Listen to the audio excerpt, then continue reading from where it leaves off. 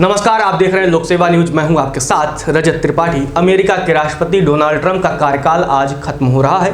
कुछ घंटों बाद ही president elect Joe Biden US के नए राष्ट्रपति बन जाएंगे। इससे पहले ट्रंप ने मंगलवार को अपनी विदाई भाषण में अपनी सरकार की उपलब्धियां गिनाई और नई सरकार को शुभकामनाएं दी। इस दौरान ट्रंप ने कहा कि मुझे बिना किसी युद्ध के दशक का पहला राष्ट्रपति होने पर गर्व है। उन्होंने कहा कि हमने अमेरिका की ताकत को घर में कायम किया और बाहर भी अमेरिकी लीडरशिप को नई ऊंचाइयों तक ले गए।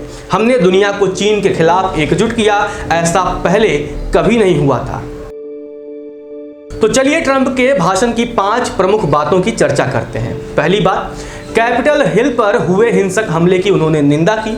19 मिनट के प्री रिकॉर्डेड वीडियो में ट्रंप ने 6 जनवरी को कैपिटल हिल पर हुई हिंसा की उन्होंने निंदा की है। उन्होंने कहा कि अमेरिका अविश्वसनीय, सभ्य, भरोसे लायक और शांतिप्रिय लोगों का देश है। यहाँ सभी चाहते हैं कि हमारा देश आगे बढ़े और नई ऊंचाइयों को छुए।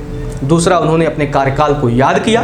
अपने कार्यकाल को याद करते हुए ट्रंप ने कहा कि 4 साल पहले हमने अपने देश को फिर से बनाने और इसकी भावना को फिर से रिन्यू करने और लोगों के लिए सरकार की निष्ठा को बहाल करने के लिए एक राष्ट्रीय अभियान की शुरुआत की थी।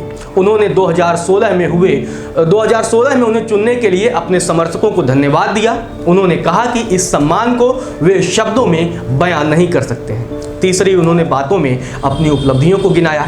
हम सभी ने अमेरिका को फिर से महान बनने के लिए एक मिशन शुरू किया। हमने दुनिया के इतिहास में सबसे बड़ी अर्थव्यवस्था का निर्माण किया। उन्होंने ऐतिहासिक मिडिल ईस्ट में अब्राहम अकॉर्ड का भी जिक्र किया।